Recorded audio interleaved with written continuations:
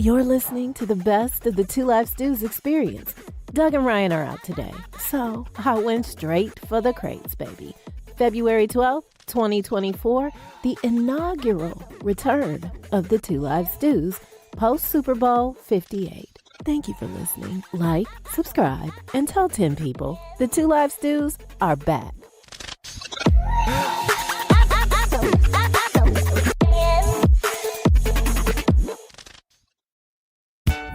Stewart Media and Entertainment presents the Two Live Stews experience. We back, show. This right here, this ain't your ordinary-ish. Two Live Stews experience. Ryan Stewart, Doug Stewart. Baby, we back. Woo-hoo-hoo-hoo. Yes, we are back. It's been a long time. We shouldn't have left you, but them folks sat us down forcefully. Are you? What up to the Qs? Do not let anyone confuse you. The Two Live Stews started this shit. The Two Live Stews experience, shouty. If you're not stewing, what the hell are you doing?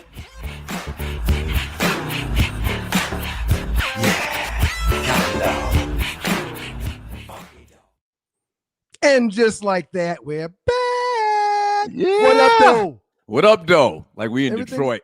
Everything is wonderful, man. How are you? It's fantastic. So we definitely got to work on this. That's really bothered me that we're at different levels, different heights or whatever. But we good. We need to fix that. Do you have that block, that booster that we give you to sit on when it's time to do the show? It's about. I mean, if you would sit on the booster, you'd be so too damn proud. You went back on that one. If you sit on that booster, we'll be at this. We'll be the same height. Now, first of all, shouts out to everybody in the chat room, man. This chat is great. It's kind of this reminiscent of the Doug Stewart show. That cat sitting in his chair, his feet moving like this right now. He kicking his feet. But listen, I'm going to take you back real quick, and we got a lot to get into. We're going to go over the itinerary, what we're going to talk about. SC shouts out to Southern Edge. We're going to do all of that stuff, right? But do you remember when we were very young and getting haircuts from the barbershop in Monk's Corner, Mackey's Barbershop? Yep. Shouts out to Mackey. He's still Shouts out Mackey. He's still cutting hair. Mr. Levi Green, rest in peace. Yep. Yeah. So when you were a small kid, they had you sitting on like one of those little toy horses, like when you were like a baby. Yeah. But then when you got a little bit older and you were a little bit taller, Mac used to put down a Coca-Cola crate, and we used to sit on the Coca-Cola crate. Yep. And you knew you were a man when they didn't need that Coca-Cola crate no more. You had to get sit your on hair nothing. cut. Do you remember that, sir? I do remember that, man. I mean, it was like a rites of passage. Right. The first time you were in that chair and Mackie called your name and you walked up there and he didn't put nothing in the chair. Oh man, yeah, you feel like a real big dog, man. Yeah, people from Moco will relate to that. Shouts out to everybody in the chat room.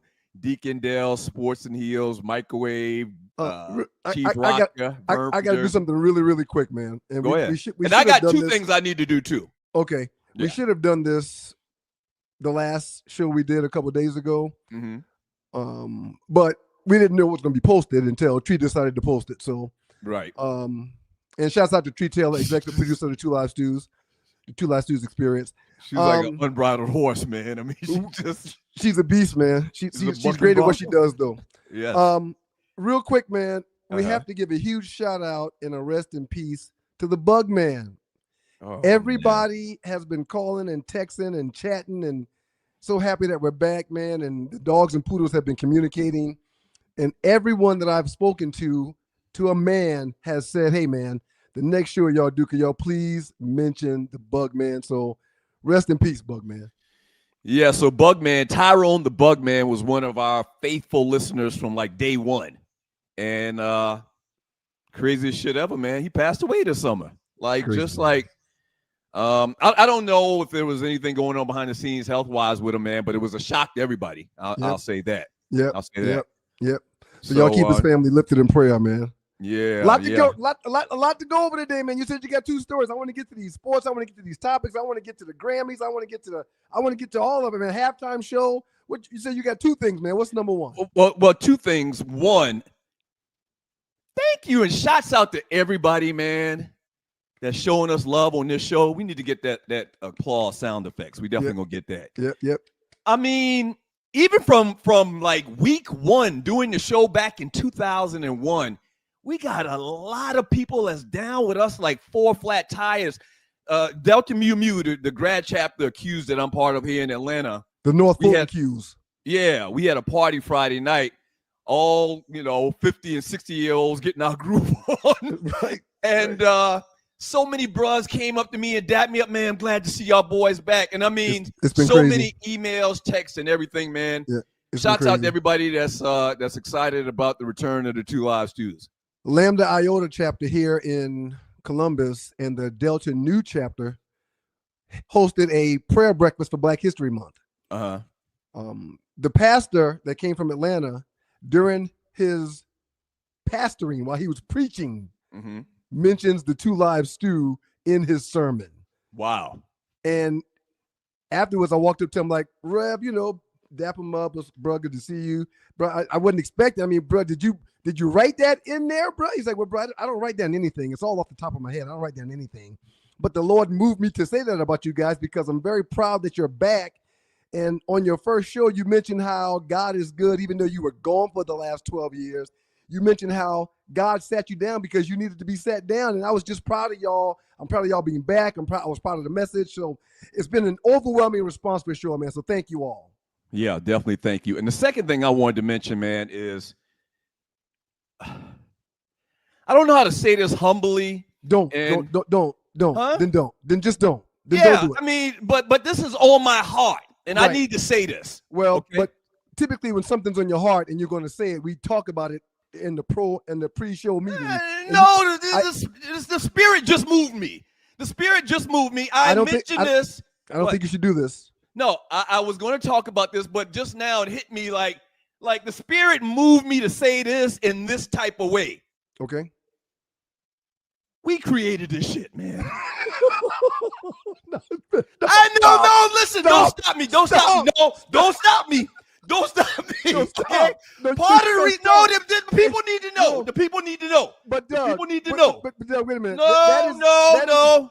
That is beyond using the Lord's name in vain. You just said the Spirit moved me to say something, and then you go and say that. I mean, I gotta keep it real, man. I feel like Little Richard sometimes. Like, we invented rock and roll.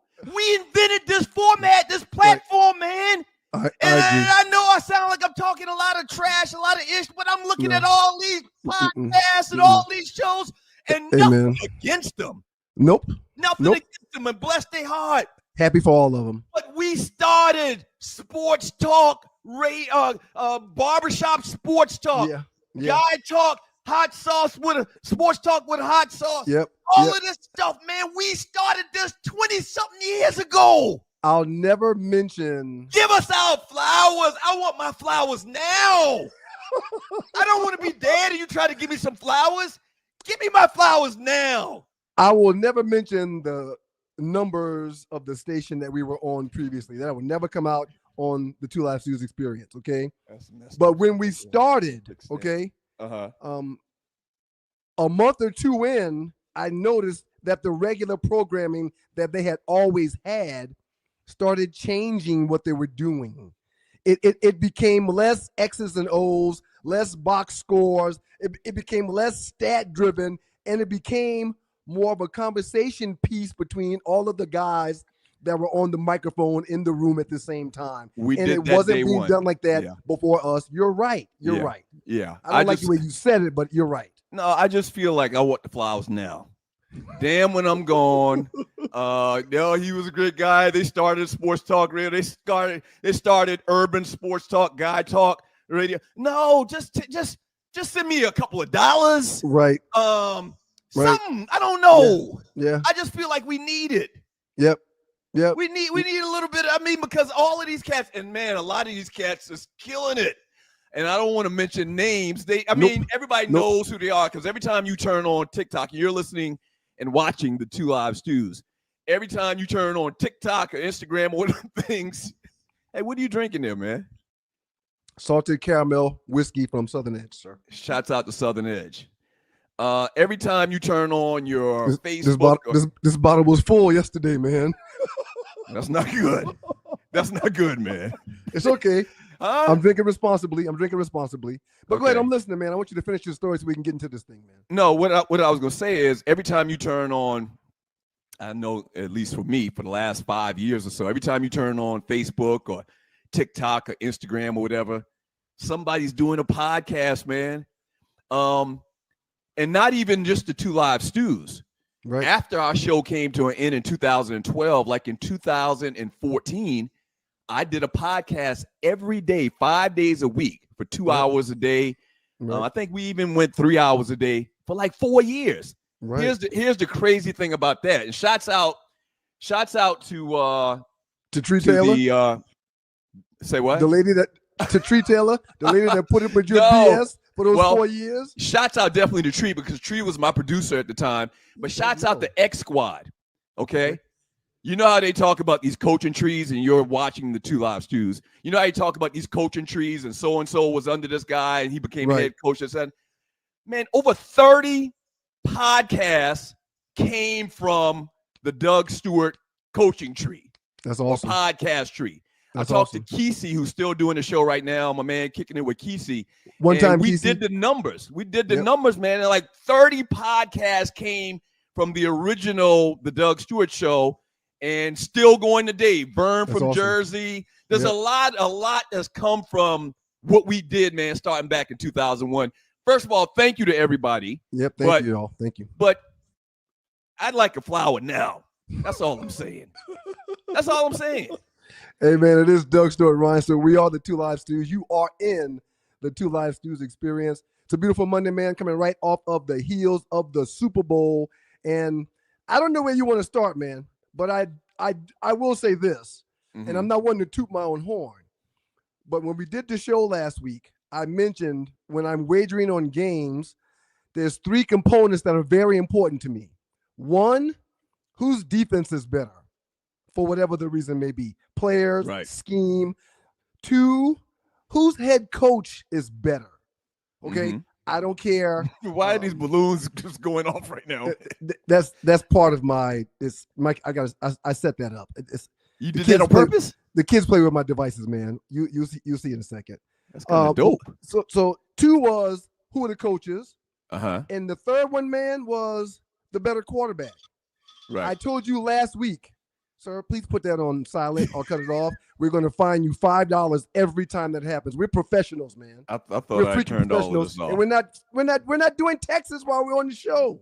Right. So, you're right. Best I defense, apologize for that. Best coach, best quarterback. Sir, I told you last week that the defenses were head-to-head, but because of the youth of the Kansas City Chiefs and how they had 8 rookies playing on that defense last year, that I was giving them the nod because of their youthfulness over the 49ers. Right. 2, head coaches, man. Your boy Shanahan is now 0 for 3 when going into halftime in freaking Super Bowls. Yeah. He's 0 for 3. He's been going in ahead. Right. He's been up at halftime going into 3 freaking Super Bowls, and he's lost all of them. We'll get into the details later. And the third part, man. He's a dumbass. I can sum it up for you real quick. Well, is he a dumbass, man, or is he's Andy slow. Reid just that much better and smarter than he is? We'll get into that in a second. The third component for gambling on my wages, man, is the quarterback. And Doug, there is no better quarterback in the history of the game than Patrick Mahomes. I said the same thing last week. Yes, I will bow my head and I will submit to the fact that Tom Brady is the GOAT because he's won 7 championships. Unheard of and is crazy. But Patrick Mahomes is less than 30 years old. He's 28. And there's no doubt in my mind that if he keeps doing what he's doing, staying on the field injury-free, he will surpass Tom Brady and that ridiculous 7 Super Bowls that he has. This kid is the best player in the game, Doug.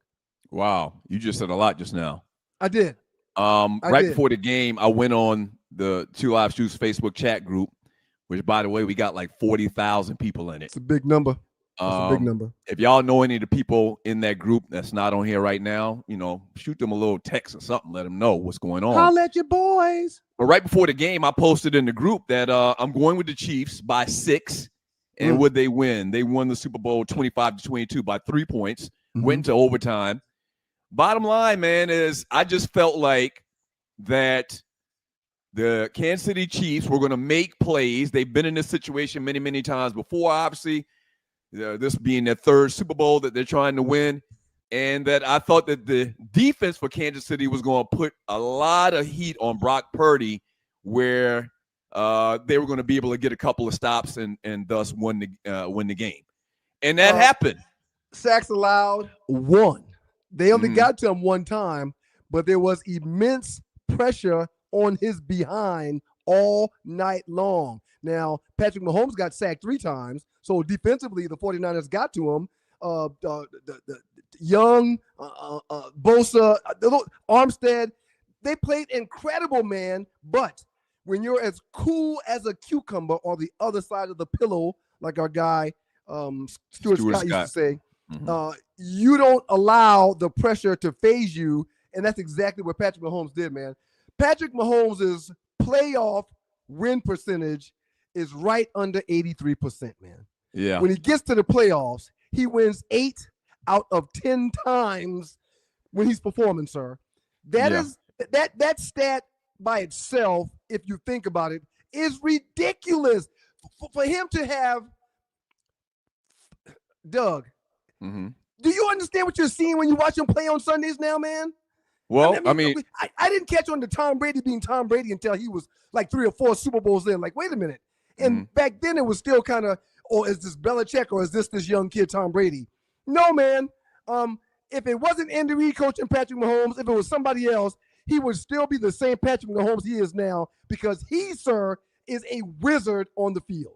Yeah, I don't know about all of that. If there was a different coach, different circumstances, the team was drafting different players, I don't know.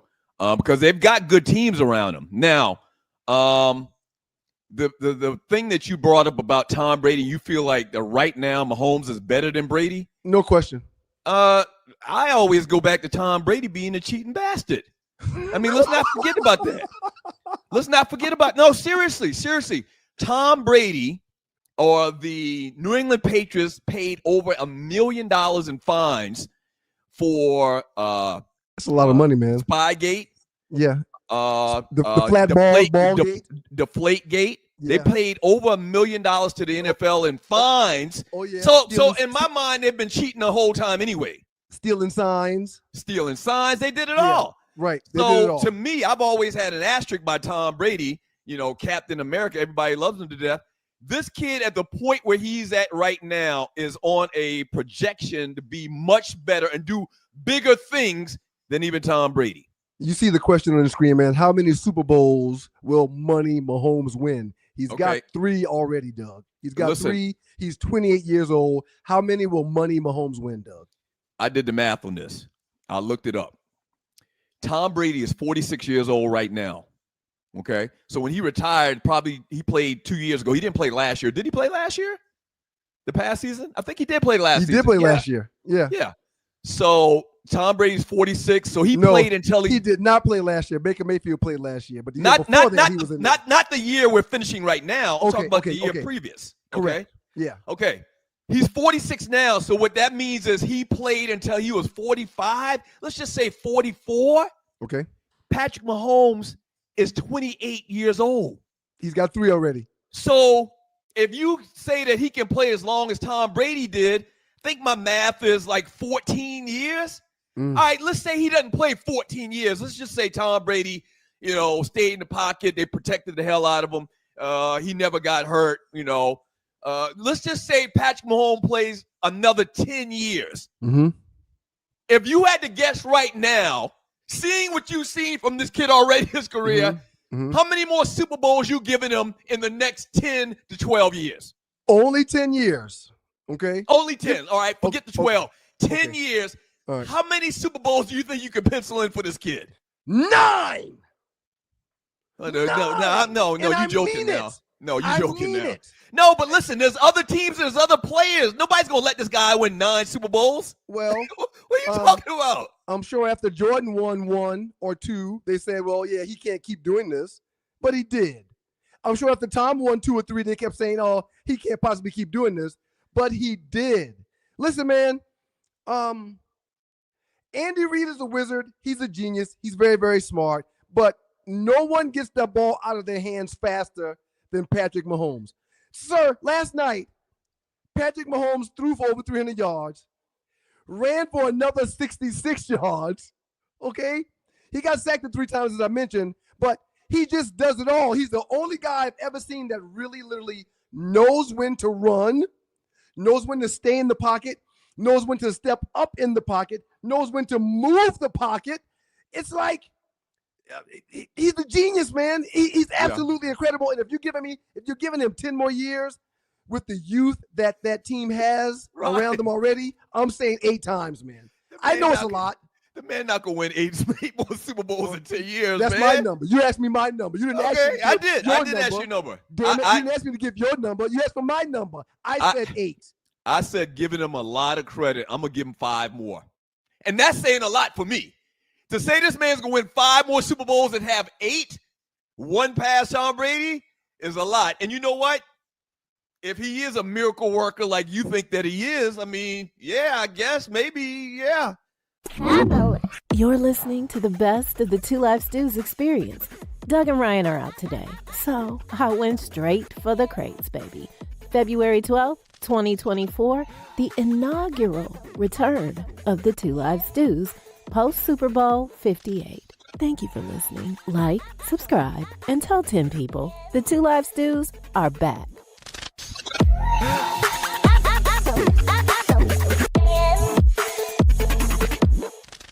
The greatest 5-year run in NFL history belongs to Kansas City. But look at it like this. I want to interrupt you. Remember what you were going to say. That's fine. You're watching the Two Live Stews. Yep. They really technically should have lost the game against Baltimore in the playoffs. It doesn't work. You can't do that. No, I'm serious. My point to you is, hold on. My point to you is, I think when you said 9 out of 10 is too much, because you got to figure Lamar is going to win one. We're going to talk about Lamar Jackson here in a second. Why? Well, wait a minute. Hold on.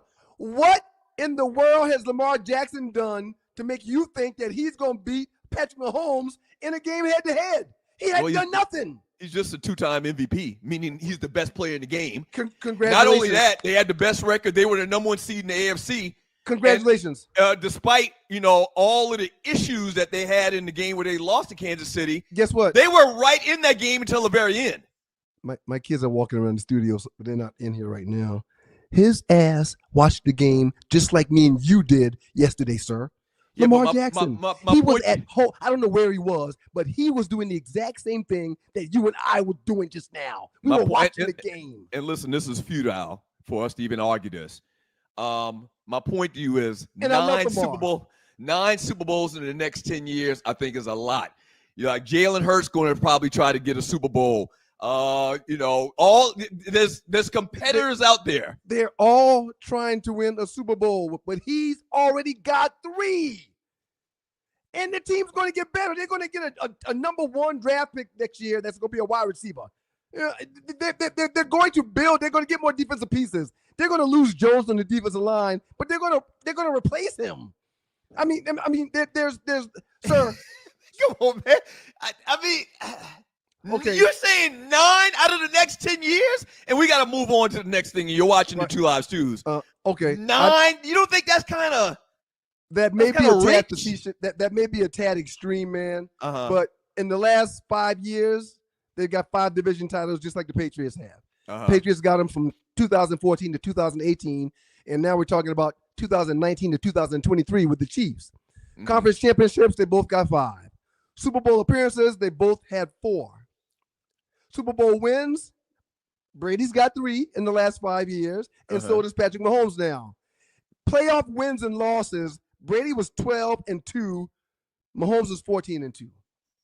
Winning percentage-wise, this kid wins all of his games. He finds ways to win.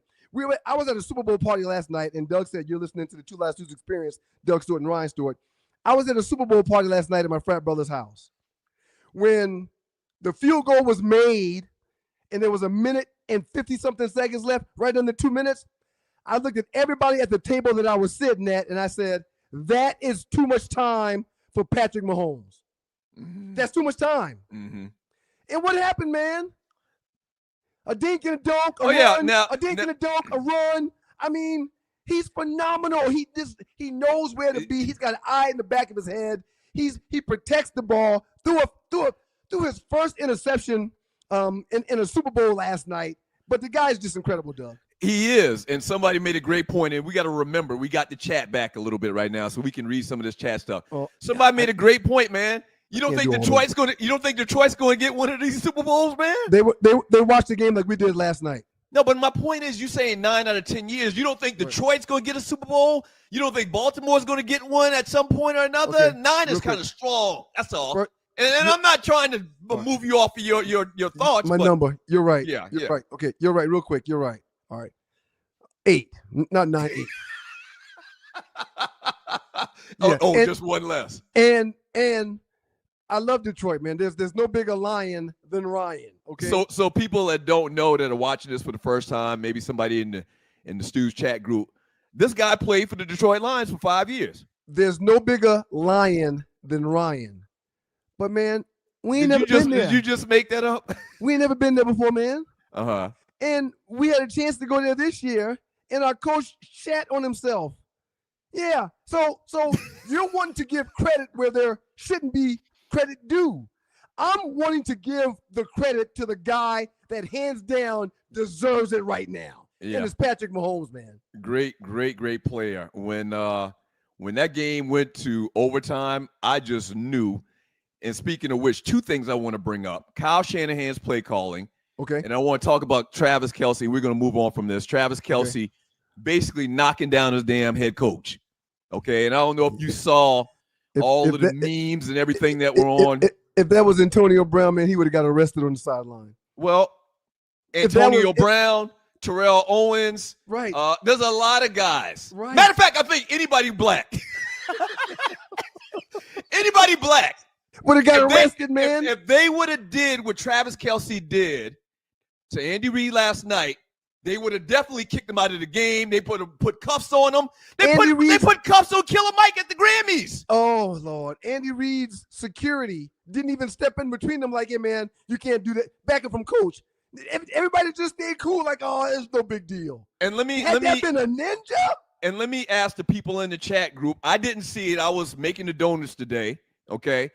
Did they address it any of these sports shows like Stephen A. Smith's show, the show with Mike Greenberg? Did any of them bring that up? I didn't watch either. Somebody days that we're going to do shows, I'm not going to watch any other TV shows or any other sports shows. I don't want to be influenced. I don't want my mind to be influenced with the subject matter. I want it all to come from me. So I didn't watch anybody or listen to anybody today. I watched Young and the Restless. And I watch. Well, never mind. Go ahead. You watch Young and the Restless? Every day. How long have you watched Young and the Restless? Since I was 7 years old. 7 years old. No, I thought you had stopped like maybe 5 or 6 or 10 years ago. I knew you watched it throughout the first run on the radio show. When I was at Georgia Tech, I set my classes up around Young and the Restless. Victor Newman's still alive? 12:30. Victor's still alive, man. Victor's still amongst the living? Victor's still holding pipe, and he's amongst the living, man. He's holding. Wait, just forget that. What about Nikki? Nikki still around? Nikki's still alive. She's barely moving though, and she's drinking again. She's back to drinking. Hey, so listen, for people that don't remember, and you won't remember this because I was very young at our grandmother's house in the summertime. Watching Young and the Restless and all in the all in the family. As the world turns, all in the family, and all of that. Yep. Yeah. You know how Nikki first appeared on the show? And you might have heard me say this on the 2 Live Stew show, but let's see. No, man. How did Nikki first appear on the show? Why would I not know that when I've seen every episode ever made? No, but when she first hit the show, you were probably 3 or 4 years old. She's the first scripper I've ever seen, man. Nikki is the first scripper I've ever seen. She was a shoe model 40-something years ago when I started watching Young and the Restless, man. Nikki started out on the Young and the Restless as a scripper. And that's why I've and always you talk about she came up people getting with Victor Newman. Right. But listen, man. You went from scripting to Victor Newman wealth and money and status. I've been married 16 years, man, and it's been a hell of a ride, man. But Nikki is the reason why that saying you can't turn a hoe into a housewife. It's not true. That's not true. Because Victor did it. Victor did it successfully. She's now running Newman Enterprises. Victor's not even running it anymore. I mean, Nikki the story's still really good, man. The story's still really good. But you mentioned Shanahan too. You're listening to the best of the Two Live Stews experience. Doug and Ryan are out today, so I went straight for the crates, baby. February 12th, 2024, the inaugural return of the Two Live Stews, post-Super Bowl 58. Thank you for listening. Like, subscribe, and tell 10 people. The Two Live Stews are back.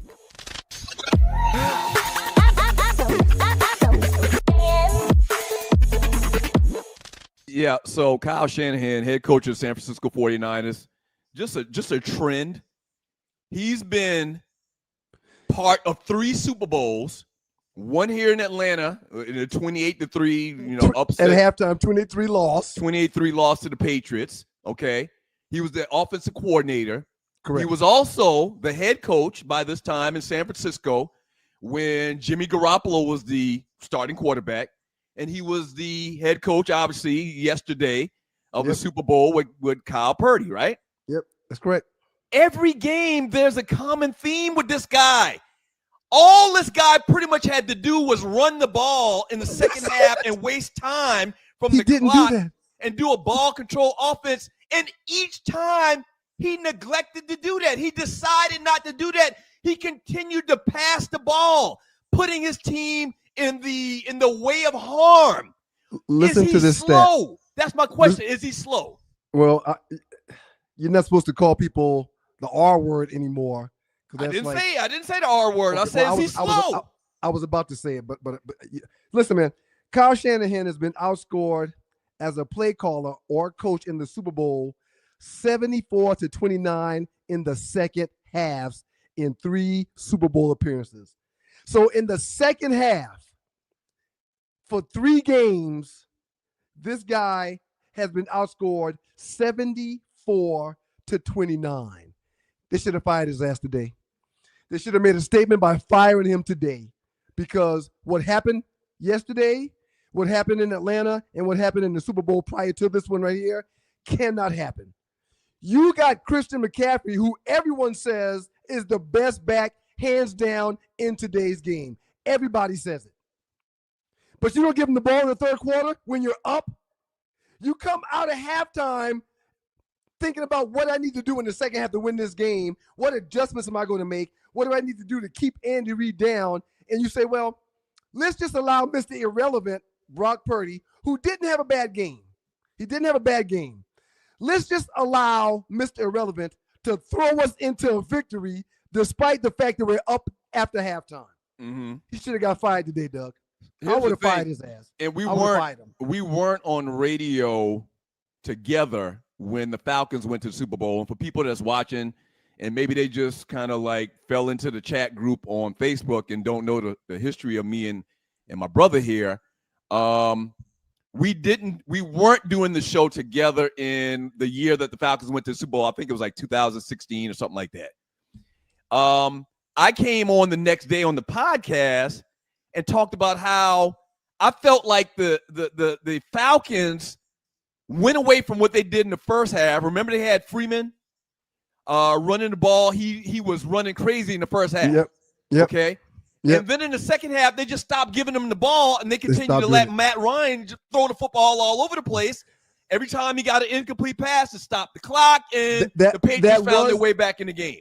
That was Matt Ryan's MVP year, too. So they felt confident. No, they were up 28-3. They didn't have to do that, though, in the second half. They didn't have to do that. Right. They didn't have to do that. Right. They had no business doing that. The numbers say that there was no way. And remember, at one point in the Super Bowl with the Falcons, they said after the Patriots scored an early touchdown in the third quarter, they pulled up this stat that based on what the score is right now and how much time is left, there's a 97% chance the Falcons weren't going to lose the game, and them sons of bitches did it. They lost. They did it. They lost, man. And I always felt like that the organization was trying to put Matt Ryan in a position to give him some stats in the second half to give him the MVP award. I really feel like that. I really feel like that because Freeman was balling in the first half. They couldn't stop him. 333 yards passing last night for Patrick Mahomes. 333 yards, man. And he did it effortlessly.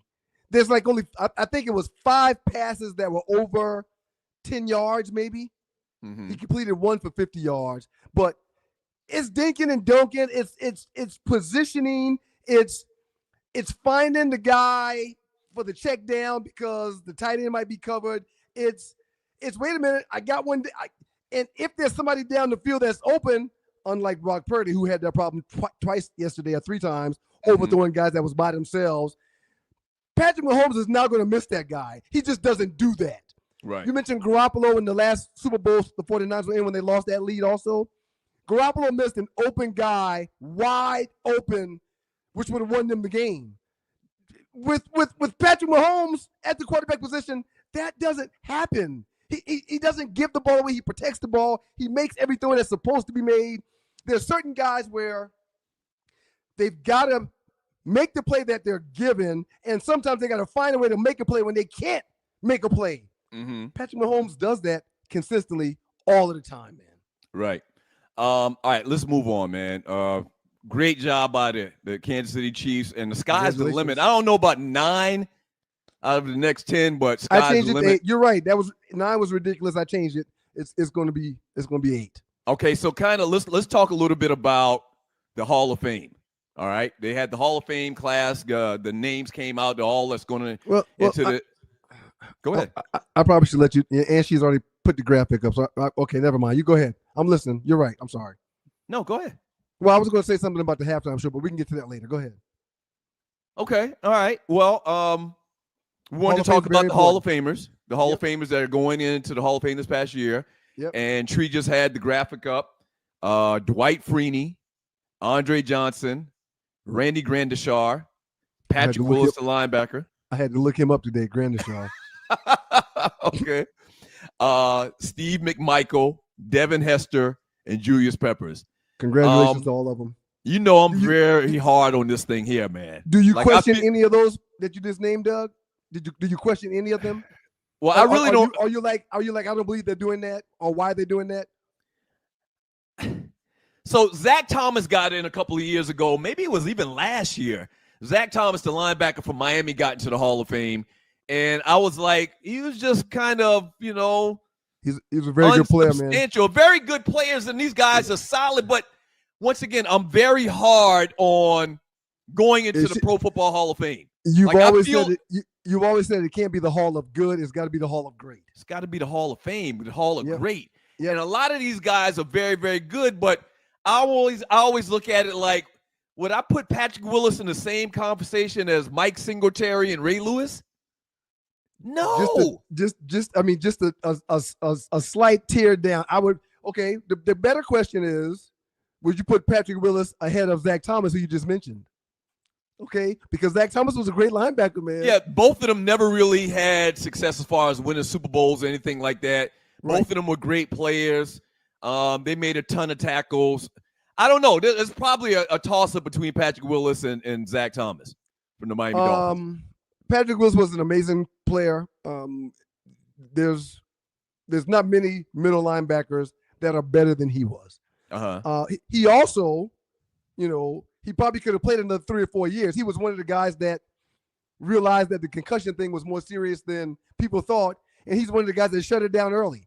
I would say he left his career 4 or 5 years premature. He probably could have played another 4 or 5 more years, but absolutely instinctive, incredible football player, man. Yeah, I think he started to have issues with injuries at the end. How about the snubs, man? Who do you think should have gotten in that didn't get in? I know Torrey Holt, the guy that I keep seeing is Torrey Holt that played for the St. Louis Rams. Were they St. Louis at that time? I believe they were the St. Louis Rams. It just seems like that everything they did, and this is what I think is hurting him, is that looks like everything they did in St. Louis at that time was kind of like a system. Like they could have plugged any good, solid wide receiver in there. But Kurt Warner's in from the same team. Marshall Faulk is in from the same team. Yeah, I don't know. What's the other receiver that's in? Isaac Bruce. Isaac Bruce in. I think Isaac Bruce is in. Yeah, I don't know. But it's once again, I always feel like that you have to be exceptional. You have to have changed the game some kind of way, maybe. You don't have to think about the guy. When you say his name, when you hear his name, you automatically think, yeah, one of the best of all time. Right. And when I hear guys' names, and I said this before, when I hear guys' names like Curtis Martin at running back and Zach Thomas, like whoa, easy, man. Curtis Martin. Yeah, Curtis Martin, he was okay, but I can't put him in the same conversation with Barry Sanders, Walter Payton, and O.J. Simpson. That's a tier above. You're right. You see what I'm saying? You're right. It's like, once again, it's like a Hall of Fame and a Hall of very, very good. Right. Well, he was one of the players that I was blessed to game plan against. And he was and it was late in his career when I was still playing ball, but Curtis Martin would tote the mail. Mm-hmm. I mean, he would drop his shoulders and run you over. He would shift you and shake you to the side. I mean, pass block, protect, catch balls. I mean, he was one of those guys that was really one of them ones. So no matter what, congratulations to all of those guys getting elected to the Pro Football Hall of Fame. Devin Hester got in, and this is kind of like my Devin Hester argument. Devin Hester was a game changer. He was a game breaker. He may not have changed the game, but Devin Hester was dynamic. Okay? This guy can take the ball back on a kick return, punt return at any time. I get it for Devin Hester. I'm going to give you a few names of the people I thought were snubbed, but I'm going to start by talking about Andre Johnson is in. 1,062 receptions, 14,185 yards, and 70 touchdowns, okay? He's in. Reggie Wayne, however, is out. He was not nominated. Eligible for election, but was not nominated. 1,070 receptions, 14,345 yards, and 82 TDs. What am I trying to highlight here? I just read Andre Johnson's numbers to you.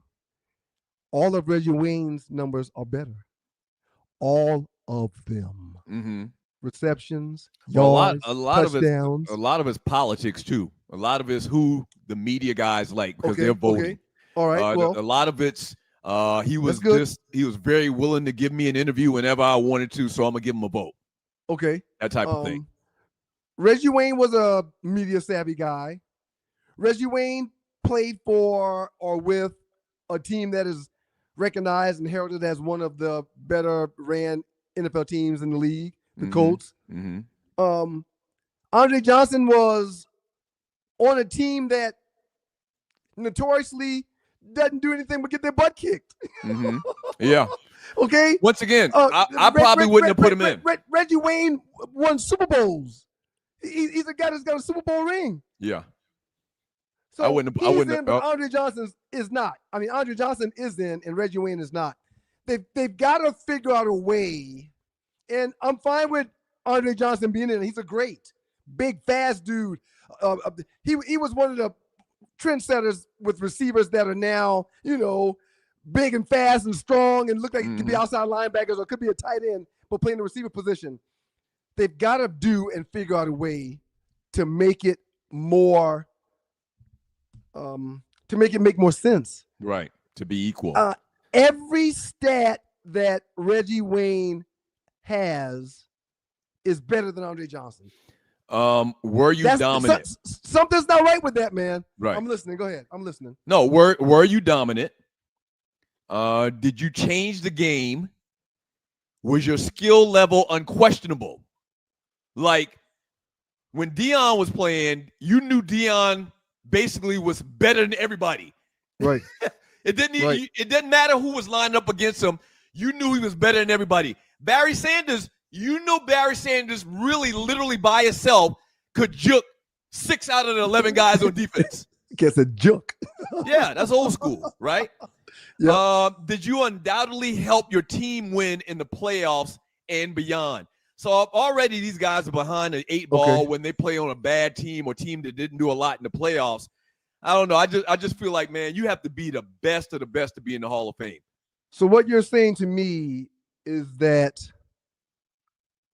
Andre Johnson being a freak of nature to get those numbers on the losing team was more impressive than Reggie Wayne catching passes from Peyton Manning and having Edris James in the background, in the backfield, and having, so he had a supporting cast to support his numbers, is what you're saying. So you think his numbers could be looked at as he got those numbers because of a supporting cast, whereas Andre Johnson did not.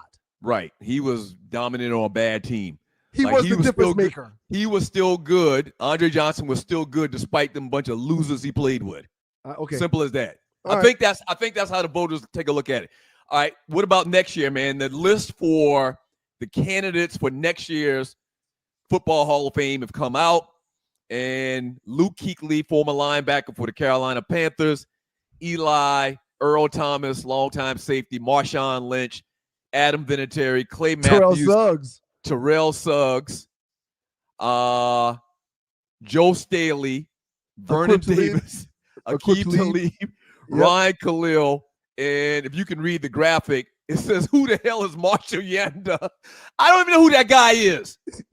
I looked it up. I do know he is because I looked it up, but when I saw this list, I didn't know who the hell that guy was. He plays lineman evidently for the Baltimore Ravens. Have you ever heard his name before? He's a lineman, man. Who cares? No, but I mean, there's been a lot of great linemen that were notable, and you knew that they were dominant. You know what I'm saying? Right. But this Marshall Yanda, Tree, if you could put that back up there one more second. So let's go through each one of these guys that are up for the Pro Football Hall of Fame next year. Notable candidates. It may be some other people that they're forgetting. Luke Kuechly. Without even looking up numbers, I don't want you to recite any numbers, and you're watching the Two Live Stews. When you hear Luke Kuechly, do you say one of the greatest linebackers of all time? Yes, he's a Hall of Famer. Hands down, no question. And he's also another one that walked away early. He could have played another 5 or 6 years. Wow. He's in. I'm never putting Luke Kuechly in the Hall of Fame. Eli Manning. That man won 2 Super Bowls, but he was the MVP of both of them. He's in. So he won 2 freaking Super Bowls. Eli was very, very average a lot of the years that he played in the league in the regular season. Really, in the years that he got in the playoffs and they didn't win the Super Bowl, he was average then too. He's a Manning. He got 2 rings. He's going to get in. That's my thought. I'm willing to bet, without looking at his stats, as you just mentioned twice, he's in the top 10 in every single category. Earl Thomas, safety. No. No. He was great. Very good player. Undersized player. Didn't do anything outside of the Legion of Boom where they were in Seattle and they had Richard Sherman and I forgot who the other corner was. I would say Earl was a great safety, but I don't think Ed Reed when I hear Earl Thomas. I don't think Ronnie Lott when I hear Earl Thomas. I don't think Steve Atwater when I hear Earl Thomas. Steve Atwater is not in the Hall of Fame. Longtime Denver Bronco safety. Steve Atwater not in the Hall of Fame. Earl Thomas can't get in the Hall of Fame. I'm sorry. I agree. Here's a good one. Beast mode. Marshawn Lynch. In or out? When you hear Marshawn Lynch, do you say one of the greatest of all times? I'll put him in the same category with Walter Payton, with O.J. Simpson, with Tony Dorsett. I'll put him in the category with all those guys. I don't put him in that category. You know what? He was a beast. He was a beast, hence the name. Incredible player. He should have 2 Super Bowls, only got 1. He carried them down the field on his back. He carried the Seahawks down the field on his back to get that 2nd Super Bowl when Pete Carroll decided not to give him the ball and they threw an interception. I don't think Barry Sanders when I think Marshawn Lynch. I don't think of the greats. I don't think he's one of those greats. So I think based on a couple of individual runs I like him a lot, though. I like him a lot. This man has probably the greatest run, a single run by a running back, maybe in NFL history. You can go to YouTube. He stiff-armed like 10 people? He stiff-armed like 10 people, man. Yeah. He threw like 10 people off him, ran over like 5 or 10 people. I know there's 30 people on the defense. But my point is this man had maybe the greatest run in NFL history. Now, that's just one run. But I think he gets in, but I don't think he's first ballot. He may eventually get in, man, but I don't. And them people don't like him, man. Remember that. He was the one that said, I'm only here because I don't want to be fined. Right. And that's how he answered. He was not media friendly at all. As a matter of fact, he didn't mess with them folk, man. Adam Vinatieri, kicker. He's a kicker, man. He can kick rocks. He's a damn kicker. Hall of Fame. He's a damn kicker, man. Clay Matthews, linebacker for the Green Bay Packers. I don't think Buckus. Yeah. As a matter of fact, right around the time when I got drafted by Detroit was when he was in Green Bay.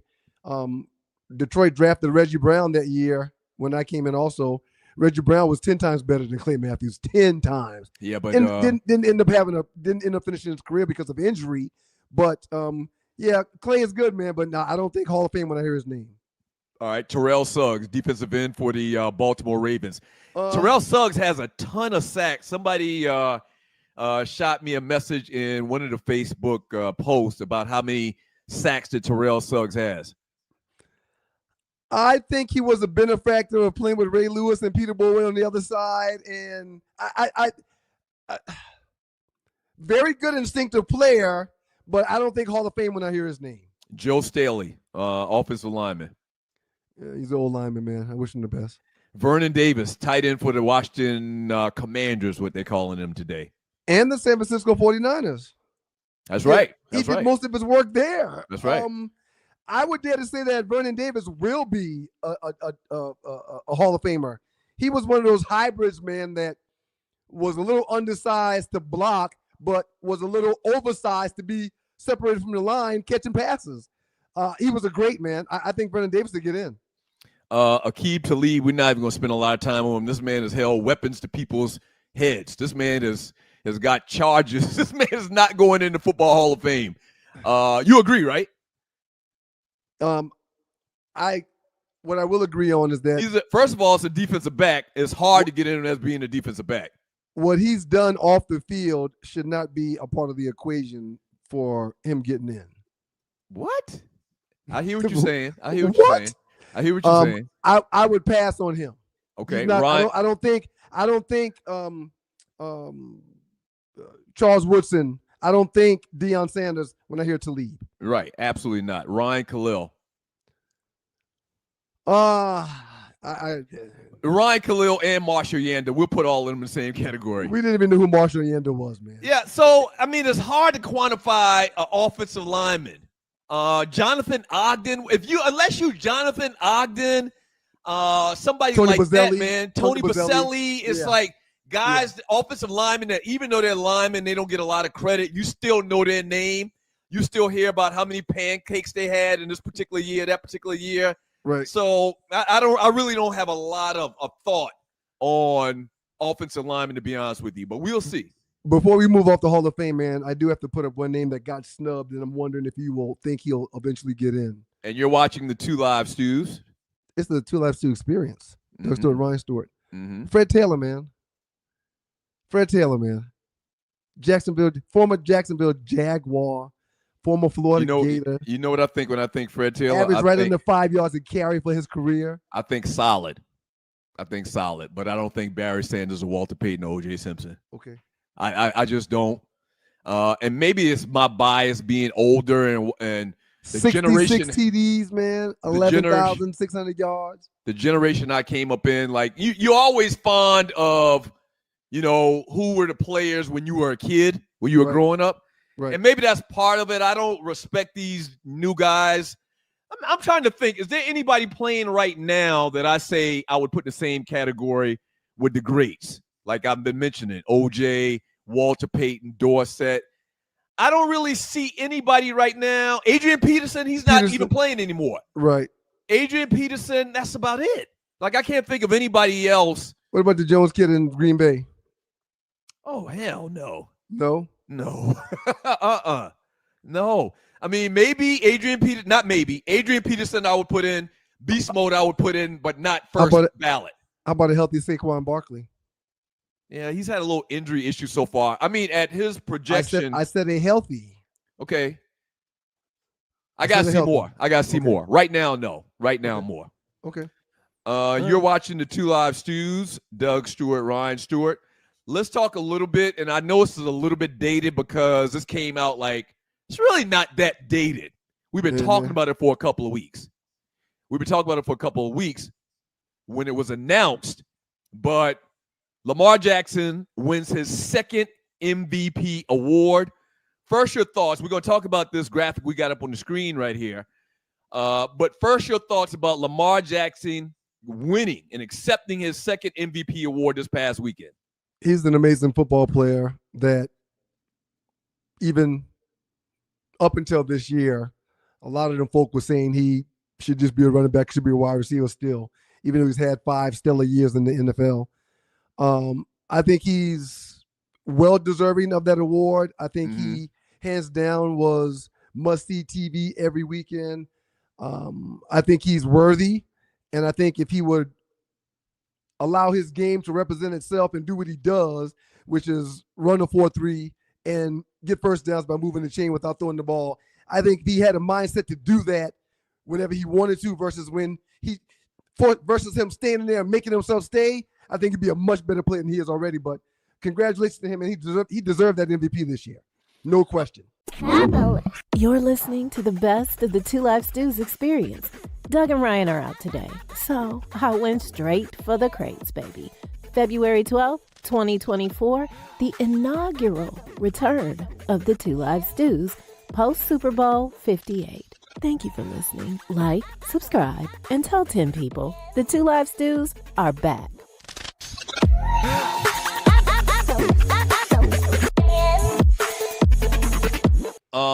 So if you check out the graphic, and I'm going to tell you my thoughts on Lamar Jackson in a second. Anybody that's in the Two Live Stews Facebook group knows that I'm a huge fan of Lamar Jackson. I'll talk a little bit more about it in a second.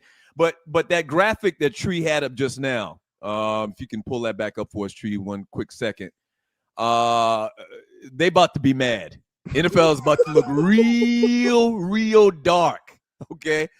And so the way that this graphic came up and this conversation came up, this is actually from a post in the Facebook chat group.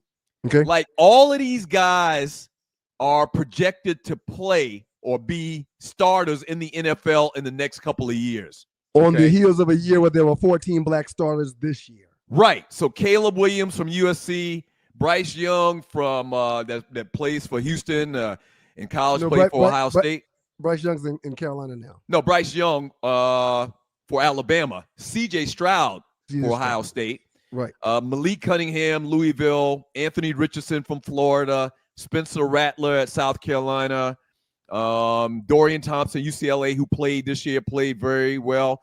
So maybe not all of these guys that we had on this graphic are going to end up being starters, but there's going to be a couple other brothers coming out this year that are going to get drafted high. Yep. Okay. Caleb Williams is probably going to be the first pick in the draft. Penix Jr. is going to get drafted probably in the first round. Yep. Like, if you do the math, in a couple of years, 2 or 3 years, like 20 out of the 32 quarterbacks in the NFL are going to be black. Shame on general managers, presidents, owners, and head coaches that to this day, when Lamar Jackson was available, say we're not interested in talking to him. Shame on them. Yeah. Shame on every person that I just mentioned that has had the ability to get someone at that position who is just a tad bit more athletic. The game has changed, man. You've got defensive ends like the Garrett kid in Cleveland that is 260, 270 pounds, 6'5", 6'6", and running 4.5s, man. Yeah. Okay? So when you've got guys that size playing the DN position or playing the outside linebacker position, And sometimes when the ball is snapped, they are unabated getting to the quarterback. There's nothing the quarterback can do if he's not mobile. All the guys you have on that graphic, man, I'm not saying that our Caucasian brothers that play the position aren't mobile. I'm not saying that at all. But all these guys right here, they got some giddy up in their hitch that can move them down the field whenever that pocket collapses. And that's a weapon for every single team in the National Football League.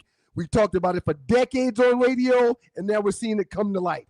Oh, yeah. You want the best athletes at every position on the football field. And the quarterback touches the ball offensively every freaking snap. Yeah. He needs to be able to do something good with it. Well, a lot of people know the story of how this show came about. Me and you had this big argument about mobile quarterbacks and their place in the NFL and would they be successful. Do you remember who it was? Do you remember specifically who it was? Yeah, it was specific. We were debating about Quincy Carter.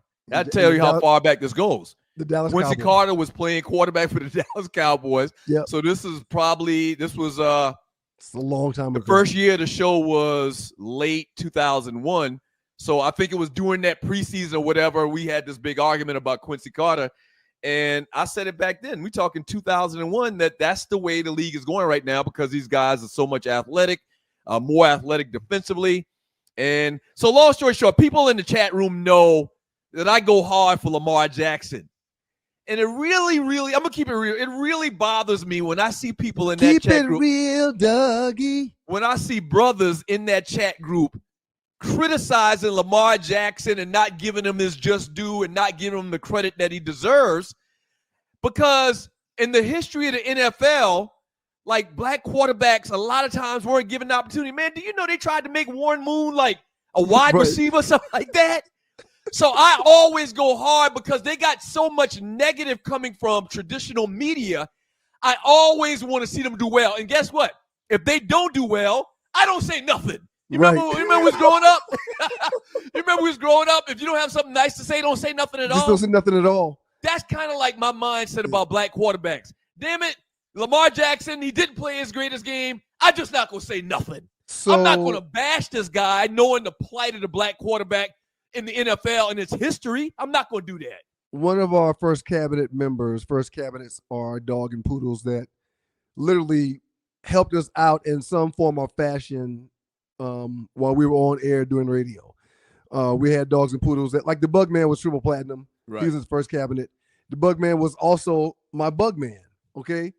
Spa Doja, out of the kindness of his heart one day. Your pest guy, your pest control guy. Yes. Right. Out of the kindness of Spa Doja's heart one day at the tailgate, he said, "Hey, man, what time you get out here to start this tailgate?" I said, "Man, I'm out here 4 hours before the game." "Well, how long you usually stay?" "Oh, I usually stay 2-3 hours after the game." "All right, well, moving forward, man, whenever it's a home game, I'm going to take care of it for you." "Excuse me?"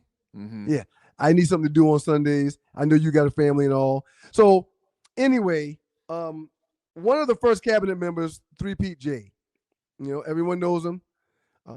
I don't call him 3-Pete anymore. I call him Uncle Ruckus now. Right.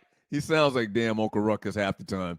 I call him Uncle Ruckus because it's like he turned into a miniature Jason Whitlock. Mm-hmm. You see him on chats and stuff, in Facebook groups and stuff, just bashing black folk. Right. Lamar Jackson is one of the black people that he bashes. Yeah. So the man is voted the best player in the league 2 years, and you still got something negative to say? And yeah, he didn't advance as far as he wanted to, but come on, man. My thing with 3-Pete was you have no home training. And I know you people. You got no home training. I loved your father, but you have no home training. Why are you making time to bash a quarterback that looks just like you and has had 2 MVPs, and you're trying to toe this line that he's not a winning quarterback? He's not a good quarterback. Some of these ninjas will throw these black quarterbacks under the bus like it ain't nothing. And the moral of my story was 3P is like school in the summertime. There's no class. No class. There's no class. Yeah, man. Them folk, man, will ride or die for Josh Allen like he's. Oh my gosh, Josh Allen is freaking Joe Montana. They'll lie to you while watching a game when he makes a mistake or throws a bad ball. They'll tell you how it's okay or how it's good or why that happened. And they shout from the rooftop when he completes the 6-yard pass like he's done something. And they're dogging the hell out of Lamar. Yeah. So now you looking like Lamar is dogging Lamar. It just doesn't add up to me. If you don't want to say something nice, I really think you just shouldn't say nothing. And here's the crazy thing about it. I made this post in the group as well, and you're watching the Two Live Stews. When Dan Marino played, when Dan Fouts played, when those guys played, and when Jim Kelly played for the Buffalo Bills, those guys always were upset. Those guys always had great seasons, but they never could get over the hump. They could never win a Super Bowl. Okay, Jim Kelly got the 4 Super Bowls and lost them all. All of them. All of them. But I promise you, these same people that drag Lamar Jackson, they go out of their way to say something negative about Lamar Jackson. These same people will never say a mumbling bad word about them 3 guys I just named just now. You'll find this on the Two Live Stews Yahoo YouTube page. I did a rewind. I'm doing something called a Ryan's Rewind from time to time, man. When I think about something that I was passionate about when we weren't on air, I'm going to go back in my spare time and do it now because I didn't do it back then. Okay, but right. I did a rewind a couple of days ago, and that was the essence of it all right there. We are not fair to ourselves. We are our own worst critics. We do not want to big up or push forward or say good job to someone that looks or sounds or acts or comes from the place where we come from. It's really disheartening, man. It's a sickness. Let me ask you one question, and we're gonna move on. It's a sickness. It's a sickness, man. It's Uncle Ruckus sickness. This whole thing, we're not gonna go back over the summer, but this whole thing with Lamar was a restricted free agent. Teams could have made an offer for him. Would he have, would the Ravens have let him go? Maybe not, but you don't know. One of the points I made about Lamar Jackson and why he's so different than everybody else is he's kind of in that same, not as much, but he's kind of in that same class as Mike Vick was. What I mean by that is he by himself sells tickets. Agreed. You see what I'm saying? Yes, sir. People pay their money to come see Lamar Jackson do something Lamar Jackson-ish. Is going to do right. That game, the Super Bowl yesterday, really was kind of slow the first half. The second half got a lot better. It was terribly slow. The second half it got a lot better. The end was fantastic. You had a lot of drama, this, that, and the other. I promise you, if Lamar Jackson would have been and the Baltimore Ravens would have made it to the Super Bowl, there would have probably been about 50% more hype. There would have probably been about 40% more added to the ticket price. It would have been a more exciting game. Yes. Yeah. Okay? No question. This guy sells tickets. You got to add that into the equation. Ain't nobody paying to see no damn I was about to quote 5 Heartbeats. Ain't nobody coming to see you, Otis. Ain't nobody coming to see Brock Purdy. People coming to see Lamar Jackson. People came to see Mike Vick. Yeah. Those guys, they're the price of admission. They're worth the price of admission. And that means something. My cousin, well, your cousin too, Brian Scott, was drafted to the Atlanta Falcons, and I did not purchase season tickets. I didn't get season tickets for that. Mm-hmm. The minute, what's the coach's name back then who drafted Mike Vick? Not Landry. Tall guy. I'm disappointed in myself. It'll come to me in a second. Uh-huh. The minute they drafted Mike Vick, man, mm-hmm. I got online and purchased season tickets. Yes, and I promise you, I never ever had them before in my life. Right. But I purchased them because of Michael Vick. Right. Every game until the situation with the Poodles and the dogs, every game that he was a part of at that dome, I was down there. And you're talking about Dan Reeves. Dan Reeves was the coach when the Falcons drafted. Thank you very much. Somebody shouts in the chat group out to Just in Time 5378 in the chat group. Appreciate you, Just. Appreciate you, man. You're part of the show, dog. Yeah, so my cousin was there. I didn't get tickets. Mike Vick came. I purchased 2 season tickets and didn't miss a game. Started going on games for the road when they were traveling because he was must-see TV, sir. Right. Absolutely. He was Absolutely 100% worth every penny that I spent on him. You're listening to the best of the Two Live Stews experience. Doug and Ryan are out today, so I went straight for the crates, baby. February 12th, 2024, the inaugural return of the Two Live Stews, post Super Bowl 58. Thank you for listening. Like, subscribe, and tell 10 people the Two Live Stews are back.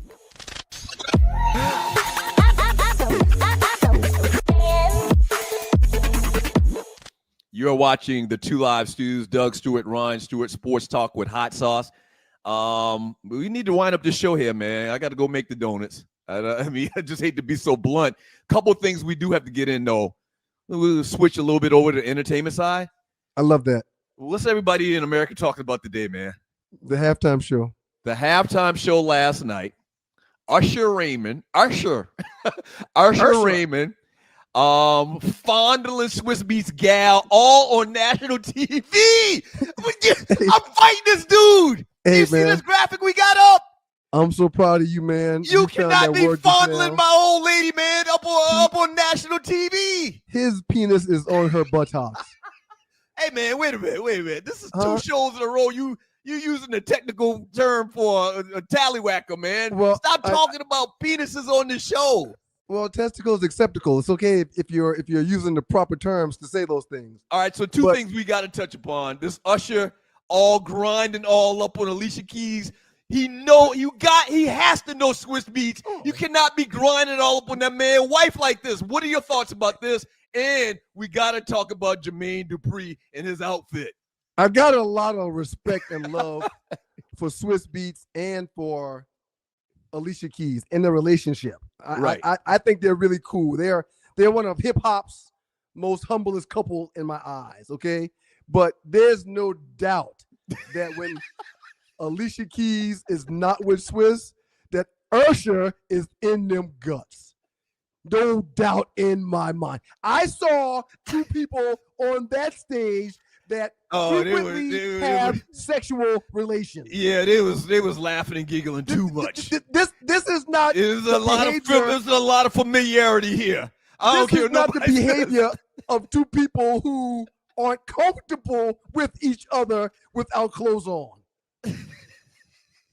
Yeah, listen, and I saw a graphic earlier where Swiss was beside this picture, kind of looking like the doo-doo face. This one right here. This is right here. So wait a minute. This is from the real Swiss Beats. He says, y'all talking about the wrong damn thing.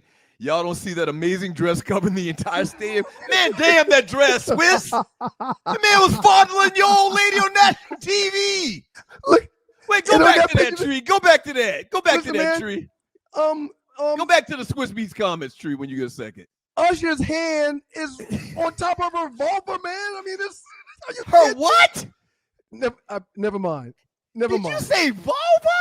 Never mind. 6th grade science class, man.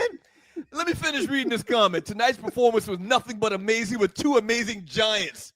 Congrats, Usher, and my love, Alicia Keys. That song is classic.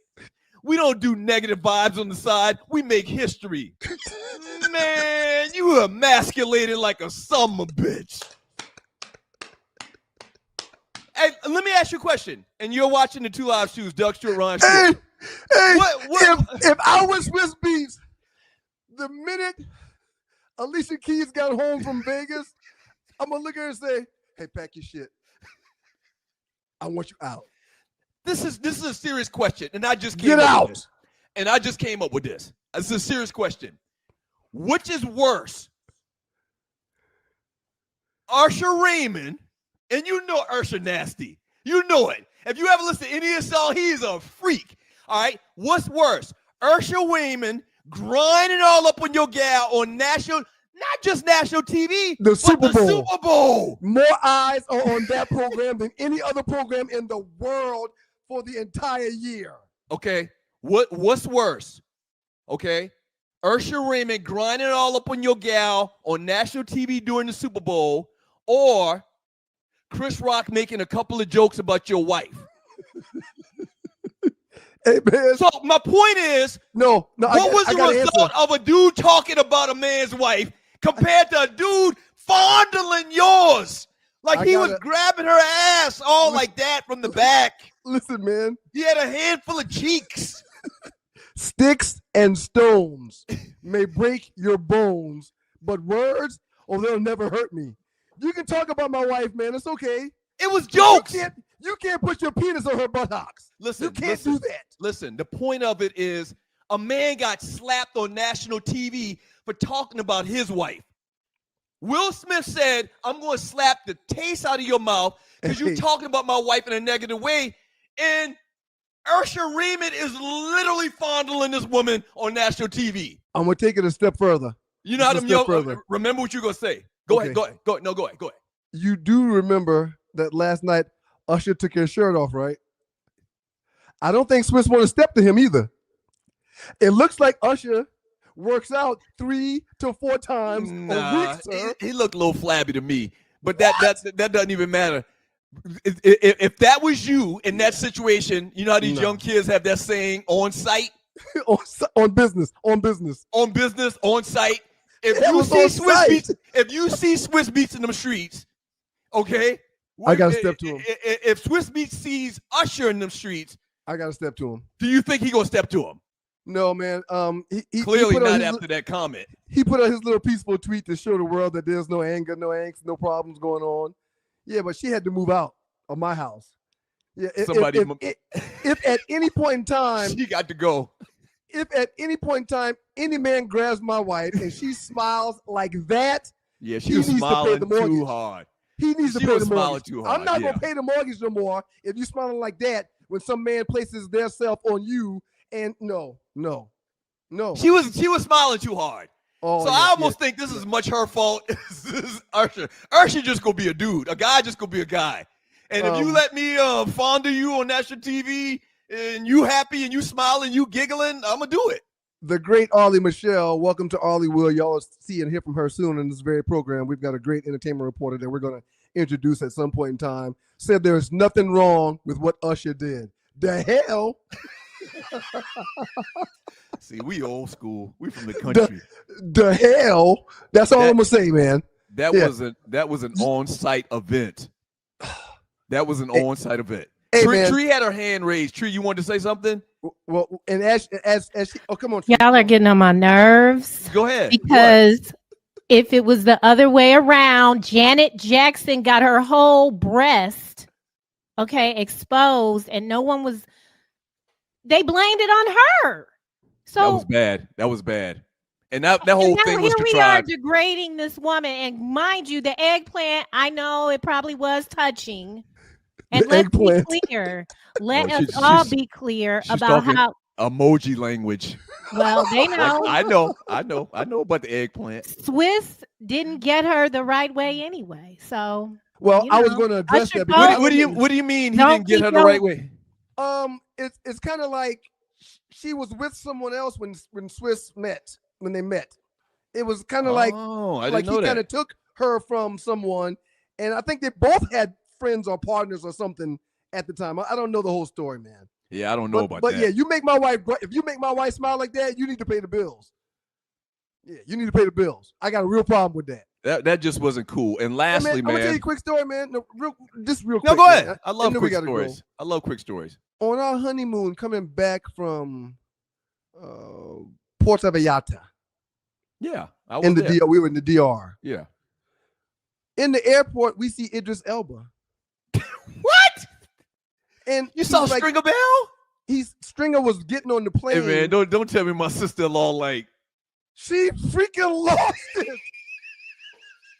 She freaking lost it, man. What? JP lost it. She said, "Babe, is that it? That's it." And I said, well, babe, calm down. Calm down. You know what you should have did? You know what you should have did? You should have grabbed her by a collar. No, man. No physical abuse. No, we're not doing that. No, I didn't say hit her. I did say hit her. But you just had to, grab her real firm. You're on thin ice. So you had to grab her real firm.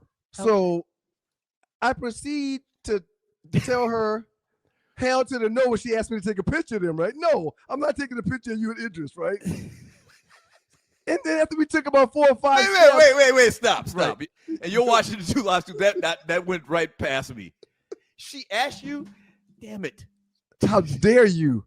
She asked you to take a picture, and I'm sorry, man. This is still working. You owe the pot $15 tonight, man. What is going on? Okay, I apologize. We're gonna fix that. We're gonna put some tape on that. She asked me, fresh off making her an honest woman, you know. I put a big old rock on her finger, made her an honest woman, and she asked me to take a picture of her and another dude coming off our honeymoon. I told her no, and I meant it. But after 5 steps, I felt kind of bad. Right? So we get on the plane, and I'm like, babe, you know, we just got married, real happy, and you go all Google eyes, and you lose it when you see Idris Elba like that. Hey, man. She said, well, what if Beyonce would have came in there? It's none of your business. Don't put me in this. Don't put this in. So Tree's able to actually put some of the chat up, and KK says you a hater, Ryan.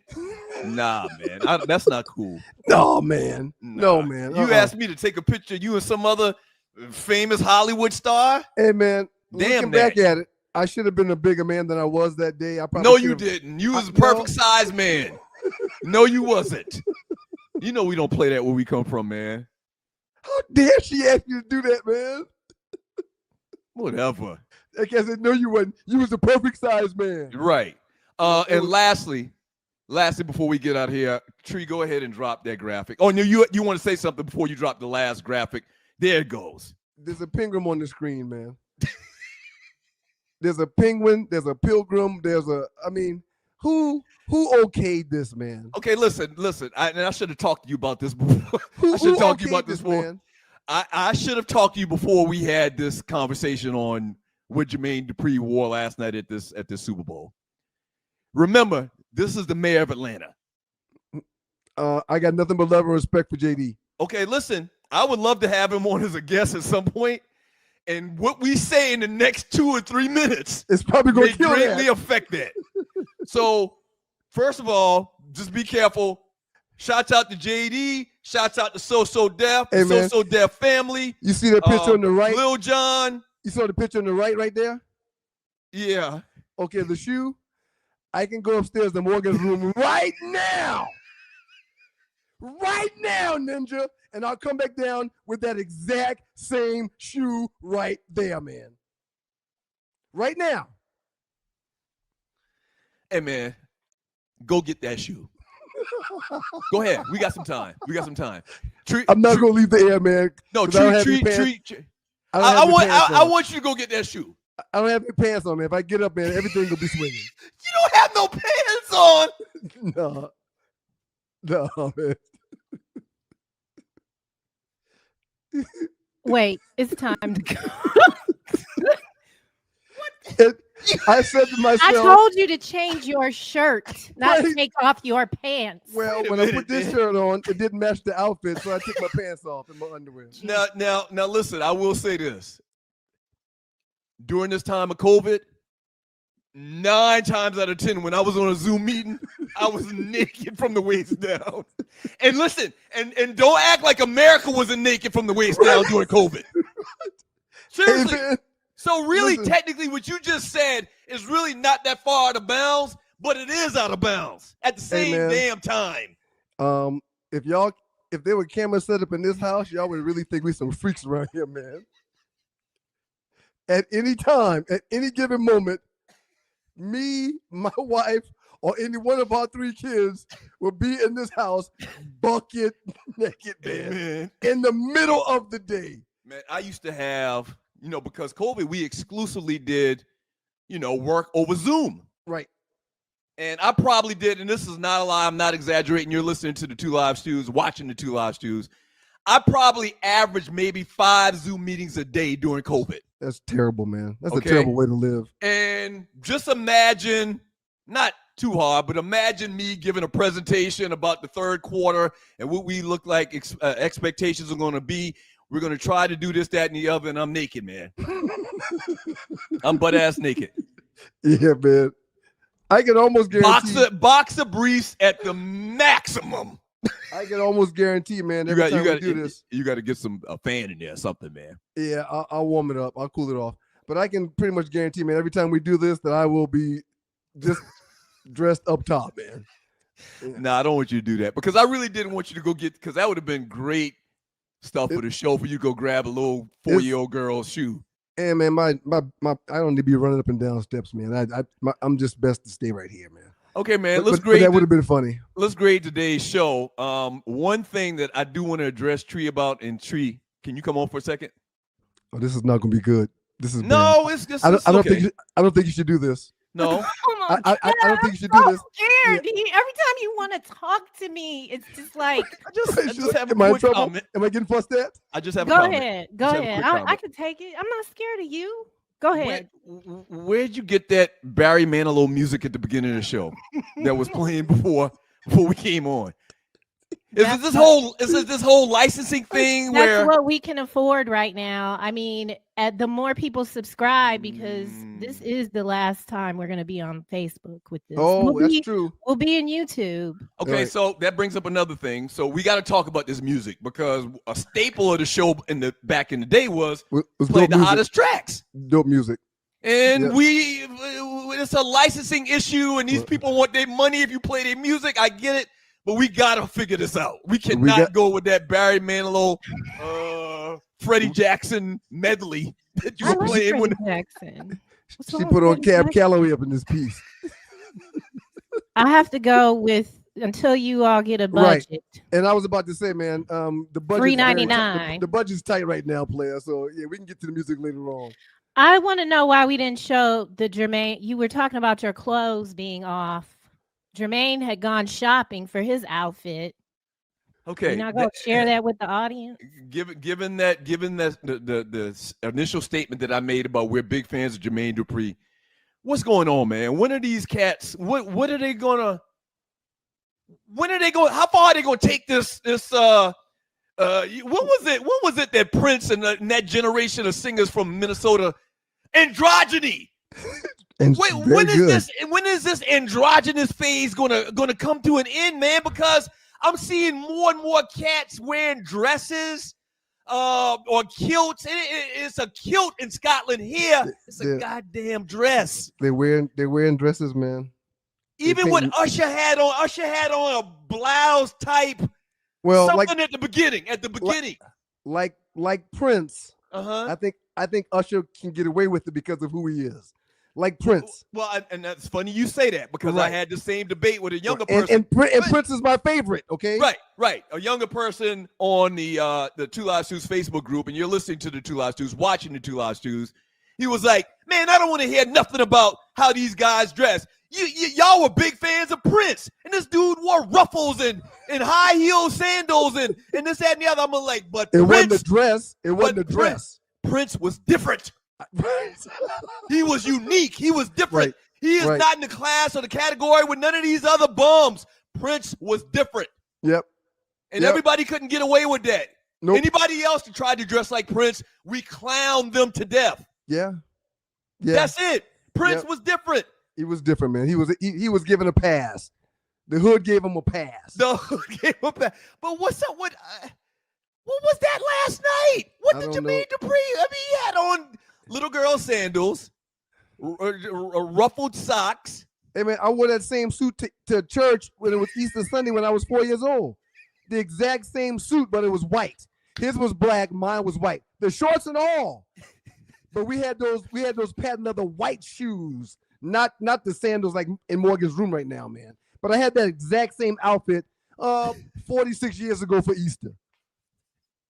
Hey, man, listen, I just thought about something just now, man. No, I'm not gonna say that. I'm not good, gonna say man. That. Don't. Good, man. Good for you, Doug. Good for you, man. I was gonna say, you know what? No, you're not gonna say it. Say it. I was gonna say, we could probably get some a ratings boom if at the end of the show you stood up with your bags and walked your room. I mean, it's about numbers, okay? And nobody wants to see your black ass, but it would be shocking. And that's what these guys are doing. It'll be the equivalent to our Cat Williams interview. Like we get 50 million views if you stand up right now and turn around and walk out and your ass is showing. But last week he didn't want to talk about shrinkage. Right. But now yeah, you want me to you want to exploit your brother, your twin. You want me to hang me? Hey, do y'all want to get these ratings or what? Do y'all want to get this money or what? How bad you want it, nigga? If you was down for the team, man, you would just turn around. Hey, man. And you know what? I don't want to put you in a spot. You probably ain't lotion or nothing like that, man. You probably ashy. Listen, man. I'm gonna get to this in a second, man. But if I wasn't Morgan's daddy, I would stand up straight right now, would turn around and just face the camera. But I'm Morgan's daddy, man. Okay, all right. I'm Morgan's daddy, man. And Right. and that little girl changed my life, man. We'll talk about it some other time. But that little girl, I'm better because of that little girl, man. Hey, and listen, we've been on way too long. I gotta get the hell out of here. What time I'm not is gonna be it? doing this every night. What time? I guarantee you that. Okay, well, it's not that much. An hour and a half. It's been an hour and a half. We started at 7:30. I don't think we started at 7:45, 8:45. No, yeah, about an hour and a half. One interesting thing, man, shouts out to Southern Edge, is Morgan's only how old? She's 8. Morgan's only 8. So when we were still on air, Morgan wasn't even around. Nope. I got the greatest niece ever, or Morgan. She's like the bomb. She's great, man. Yeah, when we were doing the show, like Miles and Mason, your sons were already here. My kids damn near grown. You know, I got a 30-year-old child. Big L said daughters make you a better man for sure. That's the truth, man. Yeah. She changed my life, man. So Morgan don't even understand the complexity of what we're doing right now and what this meant to her upbringing and her being able to eat and live well. Huh? She doesn't really know who her father is. You talking about what you used to call yourself back in the day? The Leon Phelps of Sports Talk Radio, man. The Leon Phelps. She has no idea. They have no idea, man. So they just think you just clean, wholesome American dad in the country. Washing dishes, vacuuming floors, smoking meat, turning down sheets. Right. You know, yeah, man. Yeah, they don't know the guy that was in them streets. The guy that would pick somebody up at the airport at 5, take them back at 8, drive from the South Terminal to the North Terminal and pick up somebody else for a few hours. They don't know about that guy, man. If Shay can do this, is from Lamont Hart. Shouts out to Lamont. I played golf with Lamont one time a couple years ago. One time for you, Lamont. He says, if Shay can do 2.5 hours, you ninjas can get in 2 hours. Man, Shay ain't punching no clock in about 7 hours. Oh, God. I tell you what, y'all get enough people to watch this show, listen to this show. Okay. You know, we could talk about doing a longer one. Check out Andre, Doug.